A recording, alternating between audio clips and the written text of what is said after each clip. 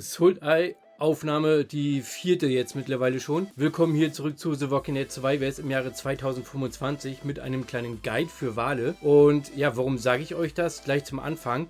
Gut, Bullseye hat Surprise erwischt. Surprise stand ohne Schild da. Das ist gar nicht mal so das Thema. Es ist zwar ein kleines Highlight, ja, wie sie dann brennt und wegfliegt, aber das kann uns ja auch passieren. Darum geht es jetzt überhaupt nicht. Mir geht es jetzt darum, um den Kampfbericht. Und zwar hat Bullseye Surprise angegriffen, aber nicht mit Michonne, Jesus und Ezekiel, sondern mit Rick, ja, Dwight und Ezekiel. Warum diese Crew total dämlich ist, das zeige ich euch hier in diesem Video. Aber erstmal gucken wir uns den Kampf an. Ne? Okay, gut. So, da sind wir auch wieder. Da steht Surprise. Da seht ihr natürlich die Crew, die Bullseye sich ausgesucht hat. Bullseye greift Surprise an. Er wird sie mehrmals attackieren, bis sie brennt, bis die Mauer runter ist. Wenn die Mauer runter ist und er attackiert noch weiterhin, dann fliegt sie natürlich weg. Ne? Das ist so die Logik hier in diesem Spiel. Das ist PvP. Und ja, Surprise wurde natürlich, oder ja, was heißt hier natürlich? Surprise wurde nicht verstärkt, war ein ungünstiger Zeitpunkt für sie, ein günstiger Zeitpunkt für Bullseye. Aber wie gesagt, darum geht es mir persönlich jetzt nicht, sondern wir gucken uns den Kampfbericht an. Und wie gesagt, ich musste echt schmunzeln. Schreibt mal gerne in die Kommentare, wie ihr das so findet. Auf jeden Fall, Bullseye beschleunigt hier mit Rubine. Und ja, Surprise brennt schon. Und sie fliegt noch nicht. Jetzt nochmal ein paar Rubine reinballern, so attackieren und jetzt fliegt sie. Nein. Okay. Nochmal ein paar Rubine verballern und los. Los geht's. Jetzt fliegt sie.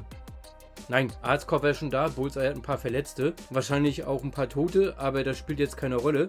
Das gucken wir uns nämlich gleich an. So, und Abfahrt. Jetzt ist er weg. Ne? Surprise ist weg. Bullseye hat gewonnen. Er hat die ganzen Truppen von Surprise ins Krankenhaus geschickt. Wenn das Krankenhaus so voll ist, dann sterben ganz viele Truppen. Das war wahrscheinlich hier auch der Fall. Wir gehen mal in die Kampfberichte rein. So, wir sind jetzt hier in meiner Hut drin und wir gehen jetzt mal zu den Kampfberichten. Wie gesagt, es war ein bisschen lustig, ja, das anzusehen. Und warum man Rick und Dwight nicht nutzen sollte mit der Kombination Ezekiel, das erkläre ich euch jetzt und wir gehen mal in die Kampfberichte. So, wir sind jetzt hier im ersten Kampfbericht. Bullseye hat Surprise attackiert. Also Bullseye hat genommen Rick, Dwight und Ezekiel. Und Surprise hat das Chemie-Team Michonne, Jesus und Ezekiel genommen. Ja? Wir swipen jetzt mal nach rechts. Meiner Meinung nach, Rick ist total Banane hier in dieser Crew und Dwight auch. Rick ist ein Held, der euer Team stärken kann. Er ist ein super Tank. Aber er hat weniger Fähigkeiten als Michonne. Ja? Auch wenn er mehr Marschkapazität mitbringt, ist Michonne hier die bessere Wahl. Mehr Marschkapazität heißt mehr Truppen heißt mehr Verluste. Und je mehr Truppen du als der Gegner hast, brauchst du mehrere Runden, um einen Kampf zu überstehen. Und die Effekte, ja, die lösen sich ja Runde für Runde aus. Das heißt, je länger dieser Kampf geht, umso weniger positiv ist das für dich, wenn du Rick nimmst. Weil Michonne hat Fähigkeiten, da träumst du nur von. Na? Also ich würde hier Rick verbannen und hierfür wieder Michonne reinpacken. Na? Okay, gut, wir gehen mal kurz hier rein. Und hier ist der gute Rick. Na? Wir sehen hier Crew Attack, Crew Defense, Crew Health plus 112%. Bei Michonne ist es das gleiche. Aber worauf ihr achten müsst, sind immer die Skills, na? Die Fähigkeiten.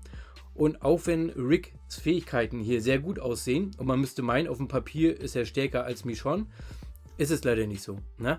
Michonne hat Fähigkeiten, die hat kein einziger Survivor hier im Spiel und sie ist halt einzigartig. Ne? Man sollte als Tank Michonne nehmen und nicht Rick. Ne? Also das schon mal zum Anfang. Ihr seht auch, dadurch, dass Rick Marschkapazitäten mitbringt, hat er, oder beziehungsweise Bullseye, 9900 Truppen, ja, in der ersten Reihe, Michonne nur 9194. Das spielt aber keine Rolle, weil je mehr Truppen du hast, umso mehr Verluste, umso mehr Fähigkeiten werden von Michonne ausgespielt, zufällig natürlich, na, und dann ist die Chance hoch, dass du verlierst. Na, das ist einfach so, okay? Hier CTE Dwight, na, gegen Jesus, auch hier wieder. Dwight ist ein super Tank. Na, er beschützt eure Crew, er bringt Marschkapazität mit, aber Jesus hat Skills, die Fähigkeiten, ja, von anderen Survivors, wie zum Beispiel von Dwight, die kann er ja in Luft auflösen. Ne? Also Jesus ist für ein alter, also nochmal von vorne, Michonne und Jesus sind alte Survivors hier im Spiel. Dwight, ja, und Rick, die kamen ja erst später ins Spiel. Wie gesagt, ihr müsstet meinen, okay, die beiden, Rick und Dwight, die sind viel besser, das liest sich alles besser, die haben mehr Prozente, die haben mehr Damage und mehr Marschkapazität, aber ihr vergesst immer, Michonne und Jesus, deren Fähigkeiten sind um Längen besser als um die Fähigkeiten von, ja, jetzt den beiden hier, ne, Dwight und Rick. Also von daher, darauf müsst ihr immer achten. Ja? Guck mal hier, CTA Dwight hat 9900 Truppen, Jesus nur 9204. Ja? Ezekiel ist gleich. Ne? Da brauchen wir gar nicht diskutieren. Ezekiel ist halt nun mal der King hier. Aber Bullseye hat hier verloren. Ja? Obwohl Bullseye mehr Truppen hatte. Da spielt die Fähigkeiten eine immens große Rolle. Ja?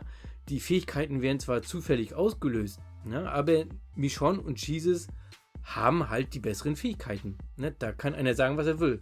Genau, Jesus, Mercy Might, ja, das ist, der knallt da sowas von rein, das ist perfekt. Michonne hat super Fähigkeiten, Ezekiel, Seasoned Rick, ja, ne, CTA Dwight hat Schild, ja, Schild ist wichtig. Aber Michonne und Jesus in der Chemie haben 30% mehr mit Ezekiel. Diese 30% gehen Bullseye hier flöten. Also ich würde lieber den Chemiebonus nehmen von 30% als die Fähigkeiten von Rick und Dwight. Ne? Weil mit dem Chemiebonus hast du mehr davon. Ne? Das seht ihr auch hier im Hintergrund. Wie gesagt, auch in der zweiten Runde.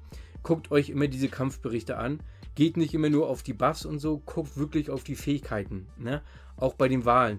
Und wenn die Wahl schon die Formation mischen wollen, dann spielt mit Maggie. Ne? Maggie ist unantastbar. Spielt Maggie in der Mitte und fertig ist. Dann könnt ihr Kampfberichte vergleichen ohne Ende. Vorne Michonne, dann kommt Maggie, dann kommt Ezekiel. Alles auf Nahkampf, Ezekiel auf Scharfschützen und gut ist. Ne? Doof ist, wenn alle Wale das gleiche spielen, dann kommt es halt drauf an, wer mehr Buffs hat. Was kann ich großartig hier noch sagen zu diesem Kampfbericht? Wie gesagt, Bullseye und Surprise sind voll aufgepowert. Surprise hat den Chemiebonus, Bullseye gar nicht. Und wie gesagt, auf den Chemiebonus würde ich niemals verzichten. Mehr Marschkapazität heißt nicht, du gewinnst. Ne? Mehr Marschkapazität heißt eher viele Verluste, viele Fähigkeiten, die gegen dich spielen. Du verlierst die Runde. Die anderen Kampfberichte, ne, wo man dann sieht, wieso? Bullseye hat doch hier gewonnen, ne, gegen Surprise. Das zieht sich so über mehrere Runden. Ja, natürlich hat Bullseye hier gewonnen, ja, keine Frage, Bullseye ist stark, ja, Grüße gehen raus, alles gut. Aber Surprise hat hier verloren, weil sie weniger Marschkapazität hat. Sie hat weniger Truppen durch die ganzen Angriffe vorher. Na, was willst du denn hier, Opa? Hau ab. Okay, gut, das zeige ich euch mal. Bullseye greift natürlich wieder mit seiner vollen Formation an und Surprise hat hier nur 738. Ja? Also es ist ergo kein Wunder, dass Surprise hier diese Runde verloren hat. Den ersten Report, den ich euch gezeigt habe, das ist der Report, auf den ihr euch beziehen müsst. Volle Montur, volle Marschkapazität. Na, hier ist Bullseye mit Rick, hier ist Bullseye mit Dwight, hier ist Bullseye mit Ezekiel, hier ist Surprise mit Michonne, Jesus und Ezekiel. Das ist der Kampfbericht, auf den ihr achten solltet. Da geht ganz klar hervor, Surprise hat hier die richtige Wahl getroffen und Bullseye nicht.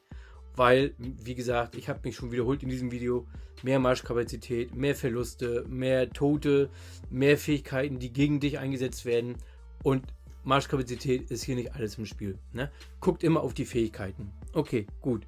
Ja, was soll ich noch großartig sagen? Ansonsten verzichtet echt nicht auf den Bonus, zumal euch ja auch noch der Speed +1 verloren geht. Also, wie gesagt, was lernen wir aus diesem Video? Ich behaupte, ihr könnt es gerne in die Kommentare schreiben und mich eines Besseren belehren. Michonne, Jesus, Ezekiel sind unantastbar. War ein Versuch wert. Meine Meinung ist, das Team von Bullseye, was er hier genommen hat, ist Schrott. Ja, das war ein netter Versuch. Ja, das war nett gemeint. Aber wenn man Ezekiel spielt, sollte man mit der Chemietruppe spielen und natürlich den Chemiebonus mitnehmen und natürlich auch den Speed. Okay, gut. Schreibt gerne eure Meinung in die Kommentare. Ansonsten würde ich sagen, belassen wir es einfach dabei. Ich bin gespannt, was ihr dazu sagt zu diesem Thema. Viel Spaß und bis zum nächsten Video wünscht euch der Sultai. Na? Also, alter Falter. Rick und Dwight in einer Crew mit Ezekiel. Okay, gut. Hat nicht geklappt. Tschüss.